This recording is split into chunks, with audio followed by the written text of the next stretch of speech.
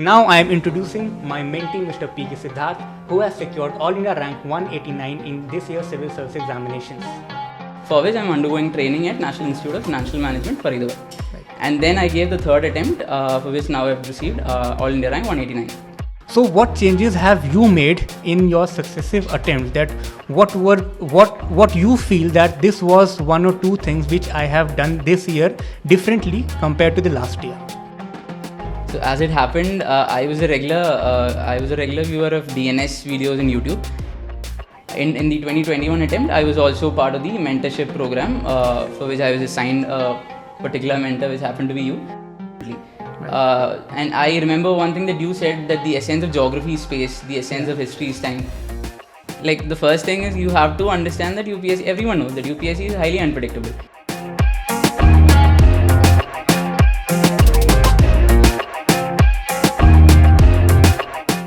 Hello and welcome to the Topper's Talk. So what brings the most pleasure to you? It is the happiness. And happiness comes when your hard work gets reflected in someone else's success. And that is the day for me today. Now I am introducing my mentee Mr. P.K. Siddharth, who has secured All India rank 189 in this year's civil service examinations. Now I would also like to inform you people that Mr. Siddharth has not just secured rank in this year's examinations, rather he is also presently serving as an officer trainee in Postal and Telecom Services, being trained at Faridabad. So I would like to begin our discussion from this very important aspect. So Mr. Siddharth, first question which comes to my mind is, and most of the people think that what is the relevance of postal services these days? Because today we are having emails, WhatsApp, and we can communicate with any person whenever we want. So in earlier days, we were having postal services which were used to, transport letters to our families and friends. But what is the relevance of postal services even in this era? Yes, sir. So I think there is a lot of functions that the postal sector, postal department serves for the country. For instance, if we look at the commercial side, now we are seeing the e-commerce revolution that is happening across India and the globe. So postal department has a lot of infrastructure in the hinterlands in areas that are not connected by conventional modes of infrastructure. So this can be utilized by the commercial side, by different sectors. And secondly, I believe it is also serving in different areas which are of strategic importance. For example, be it Ladakh, be it different islands, or be it different less connected areas of the country. And thirdly, I think it also serves a very important social function, because if we look at it, many of the social sector schemes like Saubhagya scheme or DBT for various schemes, or be it the vaccine delivery, a lot of these things are also provided through the postal infrastructure. So it is the infrastructure and the social side of it which makes it very relevant even now. Right. So you mean to say that we should not restrict our imagination to the narrow prism that the postal services are only used for personal communication. There are other important aspects also. Correct. Very correct.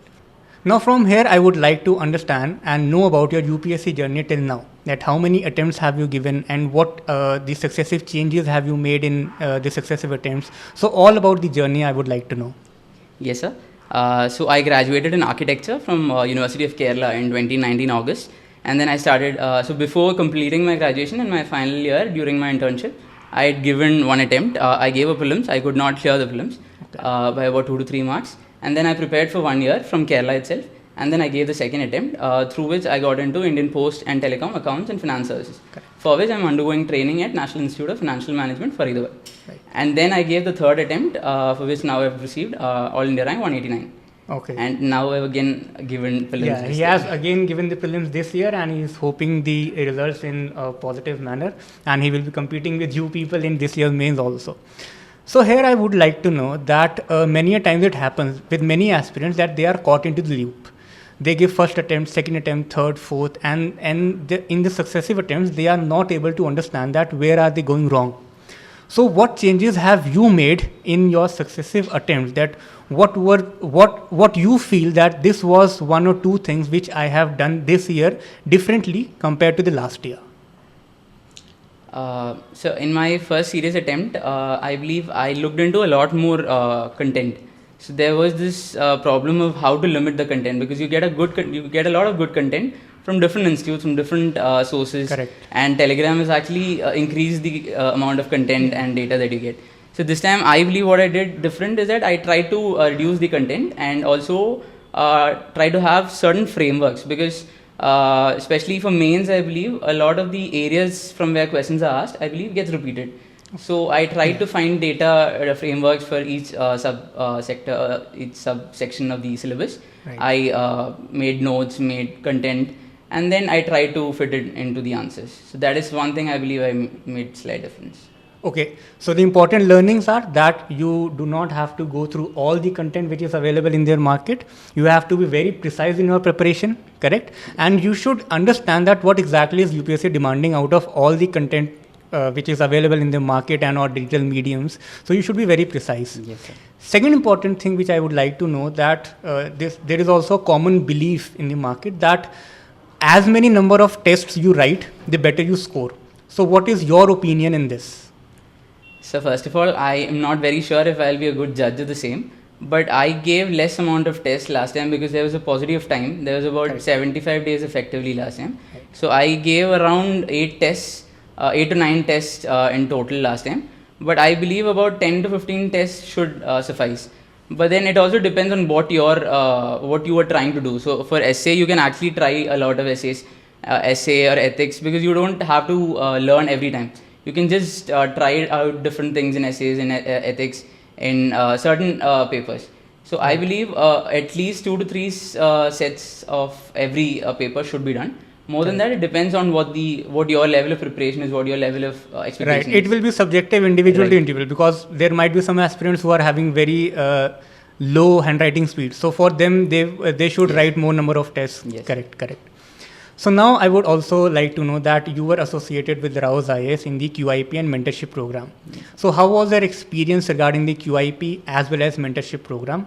Please share it with the other aspirants also. Yes, sir.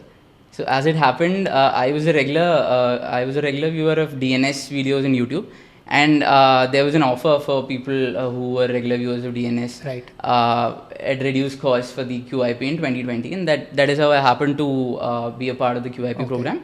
And I did watch all the videos that were available for during the mains preparation, after prelims for mains. Okay. And then I in the 2021 attempt, I was also part of the mentorship program, for which I was assigned a particular mentor, which happened to be you. And I also looked into the QIP videos for content.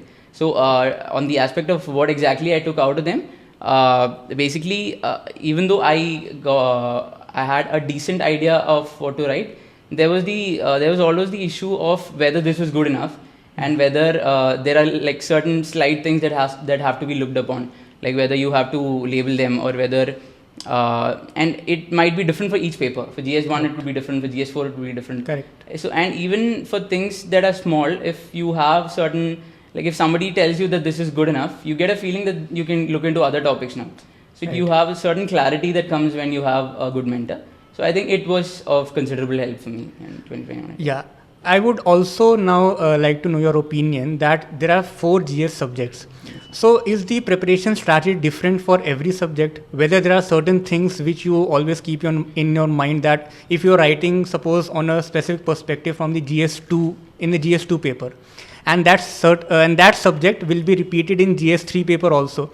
So are there different ways of writing an answer on a same subject, or the answers are common across the GS2, GS3, or for that matter GS1, GS4, that thing? So personally, I think it is a very subjective answer. So my personal view is that it depends on the syllabus. So as the syllabus of each paper is different, I think Correct. the way you should approach the paper should also be different. It depends on the syllabus. So for GS1, the focus generally in previous year questions is more on geography, and then a little less on history, then society. So you have certain 3 to 4 topics in every GS paper. So I believe every subtopic has to be dealt differently. Right. And I remember one thing that you said, that the essence of geography is space, the essence Yeah. of history is time. So I think every thing has a different Correct. what it demands is also slightly different. So based on that, you should have a framework for each thing, which you should remember, Correct. and then try it out. I also remember we were discussing about that thing, that in geography when you are thinking multidimensionally, then you can adopt the syllabus approach, Yes, sir. right? Yes. Geomorphological aspect, Right. climatological aspect. That's again the syllabus of geography. Yes, exactly. Correct. So now Siddharth, I would like to know that throughout your preparation, Yes, sir. first you were in telecom services, presently you are officer trainee, and now you are also giving this year's attempt. Yes, sir. So across this entire journey, Yes, sir. what are those 1 to 2 things which you, from your personal opinion, would like to give to our aspirants, that it can be related to preparation, it can be related to their own personality development? What are those things which an aspirant must keep in his or her mind while preparing for civil service examinations? So it is very difficult. So in my entire 2.5 years of preparation, I believe the first thing is you have to understand that UPSC, everyone knows that UPSC is highly unpredictable. Right. And it is one of the most competitive exams. Every person, almost every other person that you see will be appearing for UPSC or would have appeared for UPSC. And every intelligent person would want to appear for UPSC. So the competition is enormously high. So you have to be, before you decide to go for UPSC, you have to mentally prepare yourself for the fact that either it can go wrong also, and if you are giving it, you should be giving more than 100%. Right. And if you don't make it, you should be able to handle that also.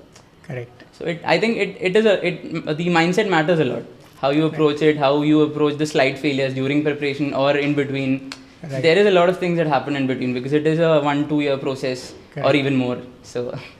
And you also mentioned that during your preparation journey, you are a constant viewer of the DNS, that is Daily News Simplified. Yes, sir. So how DNS has helped you in your preparation? That what are those specific areas where DNS has, made a successive improvement while you were preparing in this?